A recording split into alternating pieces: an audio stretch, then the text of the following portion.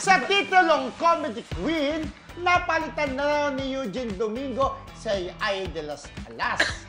Agree ba kayo rito, mga classmates? Ayan, ikaw naniniwala na ako ng titulo. Go!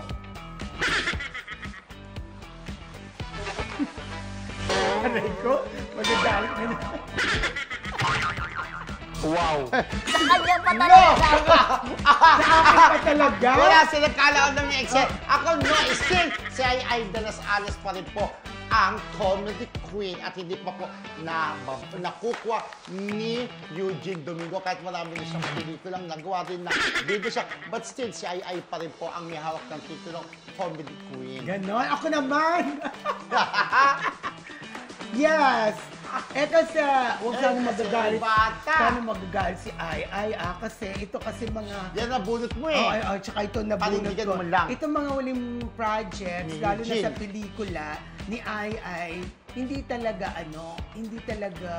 naging maganda ang resulta sa takilya. Hindi katulad nitong si Eugene, yung mga huli niya, like yung mga kimodora niya, di ba? At kung ano-ano pa, talaga namang nag-click.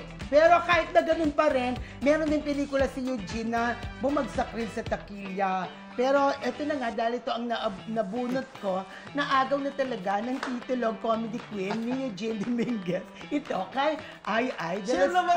Alas. Chat! Eugene Domingo. Ang talino! Ako naniniwala ako, maybe ako. Naniniwala ako naman hanggat nandyan si Vice Ganda. Kahit pa paano naapektuhan yung kanilang bilang komedyante. Sabi nga nila, di ba? Dati sila talaga yung nagsashine. Si Ay, si Eugene. There was a time talaga parang nag-give up nga si Eugene na parang ayaw niya nang gumawa ng pelikula. Pero still, bumabalik siya, di ba? So parang feeling ko, parang naapektuhan din talaga yung pagiging queen nila dahil because of yung style or estilo sa pagpapatawa ni Vice Ganda, nakaapekto din yun sa mga ibang komedyante. Correct. Actually, wala tayo sa debate. Tama ka talaga, Mildred.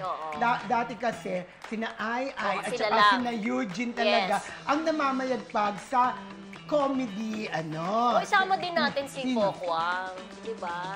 May mga comedy films din siyang ginawa. Pero hindi masyado, hindi mo siya matatawag talaga na na queen sa level ni na Eugene at saka ni na Ay. Kagaya dati, di ba? Si Ay may mga Metro Manila Film Festival siya na napunta na kay Vice Ganda. Yes, Maging si apektado. Eugene Domingo, naapektuhan talaga. Yes, correct. Yeah.